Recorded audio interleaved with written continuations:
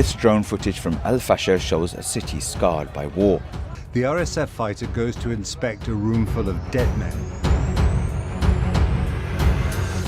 Mu kwezi kwa 10 ku itariki 27 uyu mwaka wa 2025 abarwanyi ba Rapid Support Forces cyangwa se RSF batangaje ko bafashe umujyi witwa Fasher wo mu burengerazuba bw'igihugu cya Sudani. In Sudan's brutal civil war, as Fasher was their last remaining foothold in the west of the country. Iki gihe umuryango w'abibumbye UN watangaje ko ari wo wabaye ahantu h'imirwano ikomeye cyane ndetse n'ikirango cy'ububi bw'iyi ntambara n'uburyo ino ntambara igoranye cyane bidasanzwe. Mu itangazo kino gihe RSF yashyize ku mbuga nkoranyambaga yaravuze iti twavanye umujyi wa Fasher mu nzara z'abacanshuro ndetse n'imitwe ifatanya n'ingabo za leta ziterabwoba. Ifatwa ry'uyu mujyi ryahise riba igihombo gikomeye cyane ku ngabo za leta kuko Fasher niho hantu hakomeye cyane yari isigaranye mu karere ka Darfur. Ibyo byatumye umutwe usigara ugenzura intara yose ndetse uyu mutwe ukaba usigaye ugenzura hafi ya 1/2 cy'igihugu cyose cya Sudani. The UN has called this the war of atrocities committed since 2023. Uyu mutwe ukaba wari umaze amezi agera kuri 18 waragose uyu mujyi abaturage bari barawuhezemo aho bano baturage batabonaga inkunga y'ibiribwa ntabwo kandi babonaga imiti ibyatumye bamwe bicwa bikomeye n'inzara mu gihe abandi bantu benshi bawuhunze abafatwaga bahunga nabo baricwaga. Mu gihe kirenga umwaka uyu mujyi wamaze ugoswe n'uyu mutwe wahoraga uraswa y'ibisasu byinshi mu buryo buhoraho aho abantu babarirwa mu 300 bari barawuhezemo kubera ino mirwano. Neighboring North Kordofan state, the UN estimates that more than 36,000 people have fled. Mu byumweru bike bishize rero abarwanyi ba RSF baturutse mu byerekezo byose bagiye basatira ikigo cya gisirikare cya diviziyo ya 6 cyafatwaga nk'ikicaro gikuru cy'ingabo muri uyu mujyi. Iki gihe ubwo RSF yafataga hari hakiri ibice bike bya Fasher byagenzurwaga n'igisirikare cya leta hamwe n'imitwe ifatanya nacyo. Gusa bino nk'uko byari byitezwe ntabwo byabaye igihe kinini. Ibyatumye uyu mutwe usigaye ugenzura kano gace kose ni ibyatumye noneho ubuzima bw'abantu baturage ba Sudani buhinduka bubi cyane kurutaho. Umwe mu bavuze ku bibazo by'abaturage ni uwitwa Tom Fletcher, uyu nguyu akaba umukuru w'ishami rya UN ryo gutanga ubufasha, yatangaje yuko ateye impungenge zikomeye n'amakuru arimo kuva muri Fasher aho yasabye agahenge muri Darfur ndetse no muri Sudani yose. Fletcher ati ibihumbi magana by'abasivile barazitiwe kandi bafite ubwoba, bararaswaho buri gihe, bicwa n'inzara, ntabwo kandi bagira ku biribwa cyangwa se ku miti. Yongeyeho yuko imirwano ikaze yatumye bidashoboka kugeza imfashanyo muri uyu mujyi aho inzara n'indwara byakwiriye muri uyu mujyi wose mu gihe abaturage bayejejwe mu ngo n'ibisasu bihoraho ndetse n'ibura ry'ibiribwa n'imiti. Abakora iperereza ba UN bashinja RSF ibyaha byinshi byibasiye inyoko muntu, ibyaha byakozwe mu gihe bari baragose uyu mujyi ndetse Leta Zunze Ubumwe za Amerika nubwo hari bamwe bayishinja kubiri inyuma y'abafashe uyu mutwe ariko yavuze yuko ibyo uyu mutwe urimo gukora ari genocide ku baturage batari abaraho muri Darfur ari nabo urebye babibasiwe cyane muri iyi ntambara. Gusa bino byose ni ibirego uyu mutwe wagiye uhakana. Uku gufata uyu mujyi byahise bigaragaza ikimenyetso ko ino ntambara itagiye kurangira ahubwo ndetse n'ibinashoboka kugiye kuba mbi cyane kurutaho. Nibyo koko byakomeje aho mu buhamya bumaze iminsi abantu barimo kwicwa ndetse ibintu bikaba bikomeje kuzamba no kuba bibi cyane kurutaho, abandi barimo barahunga, abandi bagatotezwa, by'umwihariko abagabo batari noneho abarabu. Bamwe mu baganiriye n'ikinyamakuru BBC harimo uyu nguyu witwa Ezeldin Hassan Musa, agaragara yakomeretse acitse intege asigaranye imyenda yari yambaye gusa. Yagarutse ku rugomo rukabije rwakozwe n'ingabo za Rapid Support Forces arizo nyine RSF muri Sudani ubwo zari zikimara kwigarurira Fasher mu karere ka Darfur.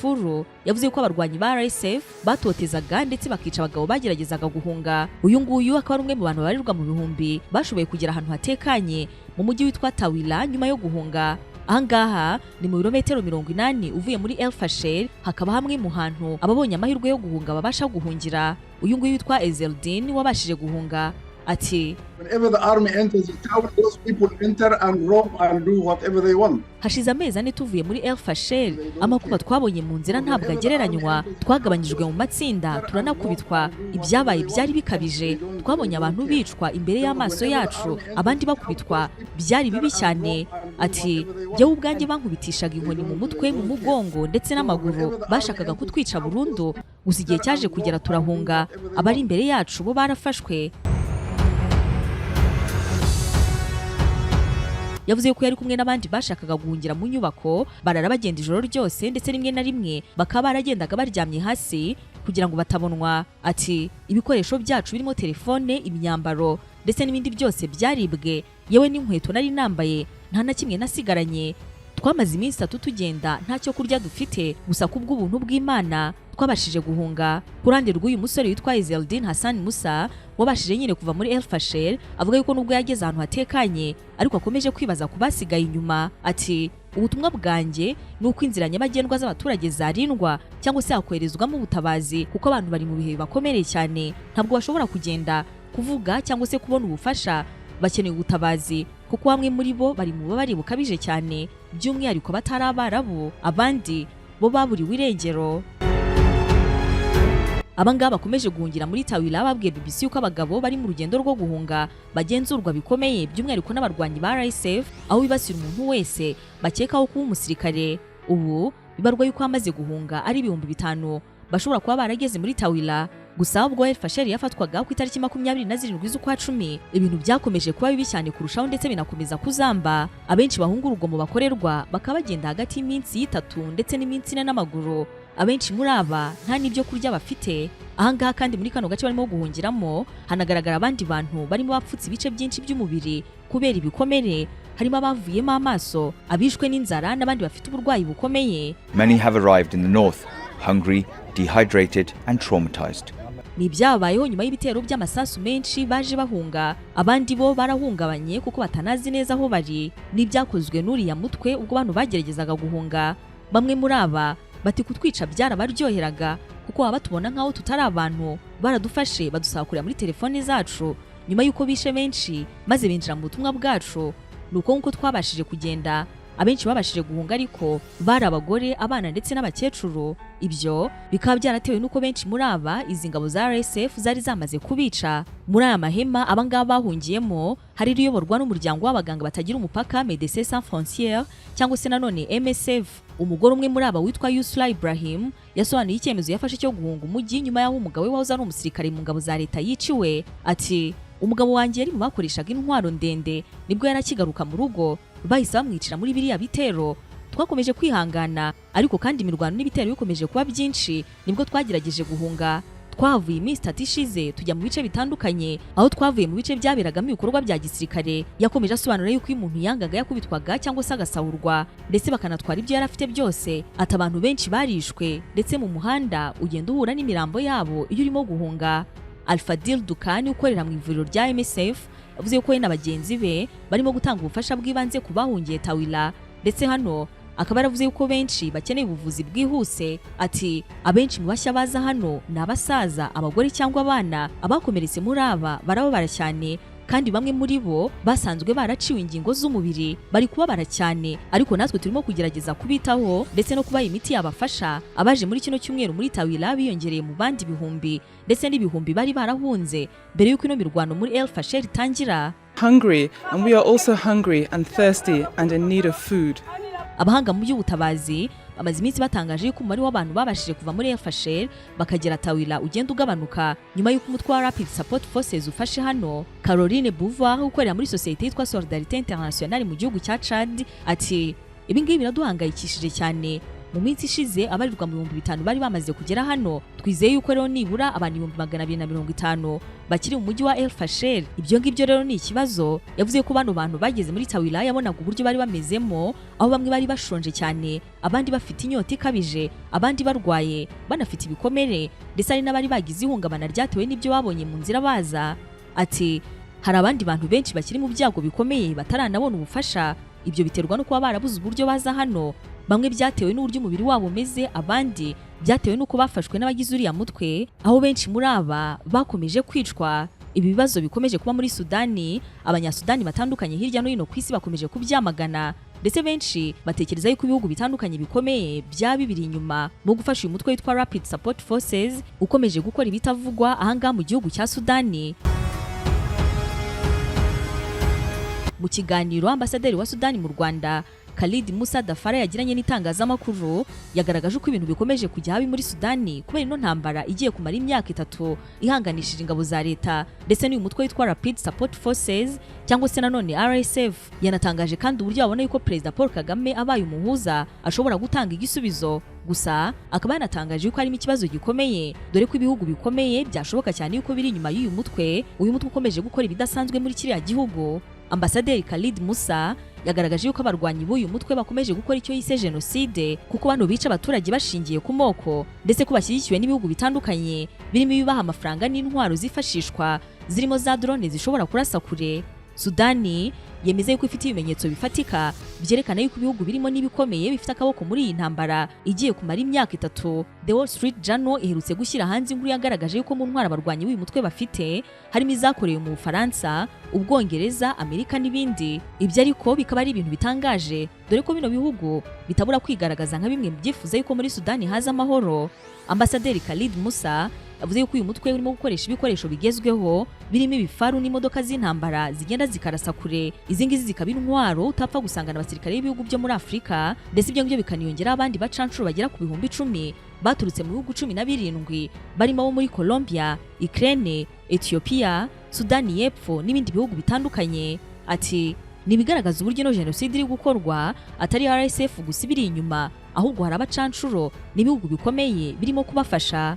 Uyu ambasaderi kandi akaba yagaragaje yuko ijoro ryo ku itariki 23 z'ukwezi kwa 10 ari ryo ryabaye ridasanzwe mu mujyi wa Fasher aho uyu mutwe wishe abantu 3,000 barimo abarwayi bo mu bitaro bitandukanye, abana baratotezwa, bashyingura abantu ari bazima, abandi bakagongeshwa imodoka n'ibindi bintu bidasanzwe umuntu atapfa kwiyumvisha. Nibikorwa kandi bigira ingaruka ku bikorwa by'ubutabazi dore ko uyu mutwe wahisemo gukoresha inzara ku baturage nk'intwaro muri iyi ntambara. Ambasaderi yashimangira yuko abarwanyi b'uyu mutwe bakomeje gukora ibyaha aho yashimangiye yuko ibihugu bikomeje kubyamagana ariko kandi avuga yuko bidahagije. Ati mu by'ukuri ntabwo RSF irimo kuryozwa ibyo iri gukora, barabyamagana bakagaragaza impungenge zabo ariko n'abanyasudani dukeneye ubutabera no gukorera mu mucyo. Dutegereje kubona akanama ka Loni k'umutekano karyoza RSF ibyaha barimo gukora. Abanyasudani turashaririwe cyane.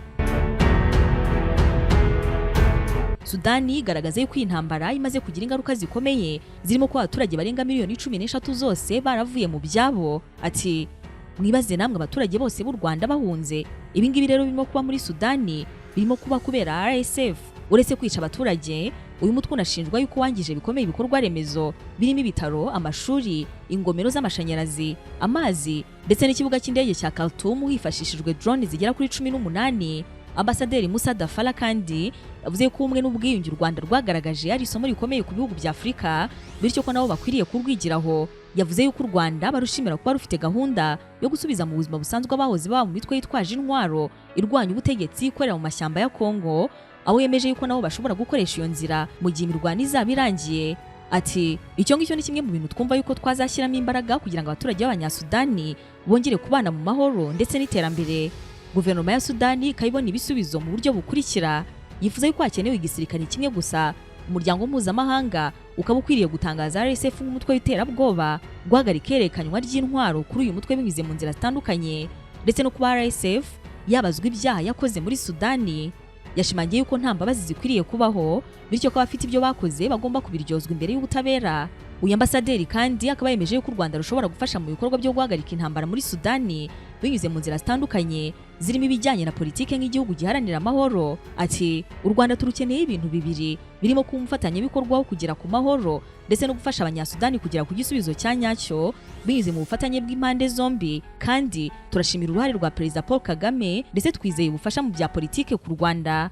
Yakomeje agaragaza yuko Perezida Kagame ashobora gufasha mu gusaba ibihugu birimo gufasha uno mutwe kubihagarika kandi ko ubunararibonye bwe bushobora gufasha cyane.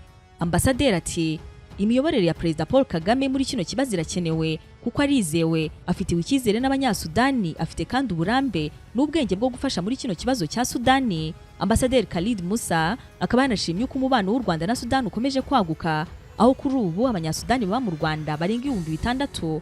Ambasaderi akaba yavuze yuko abanyasudani bazitura u Rwanda ineza bagiriwe mu gihe bazasubira mu gihugu cyabo binyuze mu gukomeza umubano mwiza hagati y'impande zombi.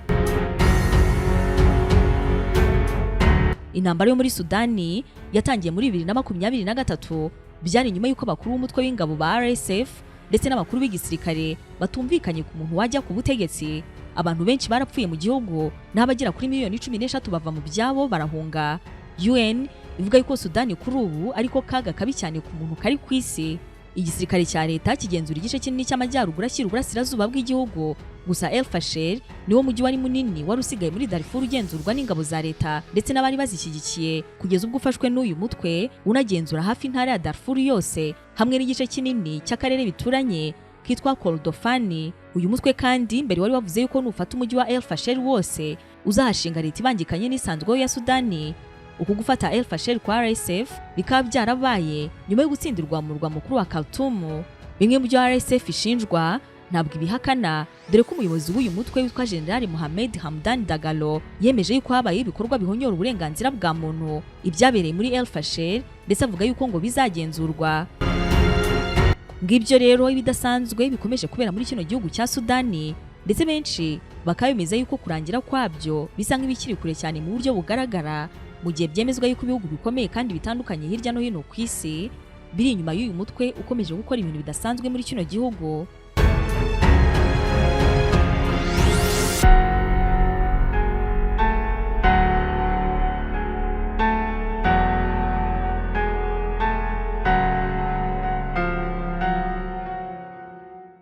Mwebwe hamwe natwe muri Raguha Confiance Trading Limited twizera cyane ko twamaze kuba umuryango abantu ukunda, nta kindi ubaha kitari byiza. Niyo mpamvu ya makaro meza yamamaye mu gufasha abayakoresha mu bihe by'imvura, ubushyuhe ndetse n'ubukonje twamaze kuyabazanira mu mabara ndetse n'amadizayini cyangwa se uko agaragara bitandukanye, biguha amahirwe yo gukora amahitamo meza cyane.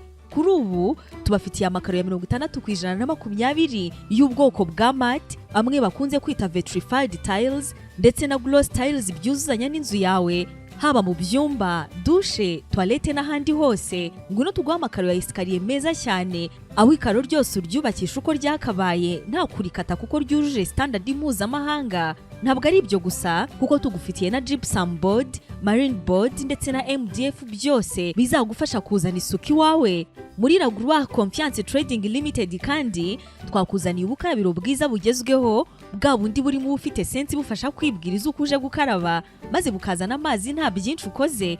Bworoshye cyane kubushyira mu nzu yawe, buraramba kandi busa neza byahebuje. Ibi byiza byose dufite muri Raguha Confiance Trading Limited byongeraho yuko we mukiriya wacu tuzagufasha guhitamo bitewe n'ahantu ushaka kubaka, yaba inzu nini cyangwa ntoya, ibigo binini n'ibito, ndetse kandi tuzagutwaza ibyo uguze nunabishaka tugufashe kubishyira mu nyubako yawe. Raguha Confiance Trading Limited niho gusa ubuziranenge n'ubwiza bihurira. Inzozi Park, ihuriro ry'ibirori, ubukwe, inama, kwiyakira n'imyidagaduro. Utegura ubukwe bw'inzozi zawe, umunsi w'amavuko, inama, cyangwa se ushaka no kugira umunsi mwiza wo kwiruhukira no kwidagadura, byose ni ukuvuga icyarimwe cyangwa se mu bihe bitandukanye ahantu hamwe. Iyo uhisemo ko bibera mu Nzozi Park, bingana no kubika urwibutso rw'ibihe byiza mu bunyamwuga bwose. Dukodesha abera ubukwe, inama n'ibindi birori. Dufite kandi ubunararibonye mu kubategurira ibirori no gutakana amabengeza yose aho biri buze kubera. Inzozi Lounge ni bar na restaurant ufatiramo ibyo kunywa n'amafunguro ateguranye ubuhanga. Inzozi Park kandi tunabafasha kwakira abana mu myidagaduro n'udukino twabo mu mutekano wose. Gana Inzozi Park, ihuriro ni igicumbi nyacyo cy'ubukwe, ibirori n'inama, amacumbi n'imyidagaduro ku bana n'abakuru. Ahangaha ni ahantu hakwiriye amahitamo yawe y'icyerekezo cy'inzozi koko. Waduhamagara kuri 0782 33 69 32 cyangwa se 0782 64 31 62. Inzozi Park duherereye Kicukiro Gahanga hafi ya station ya Merez.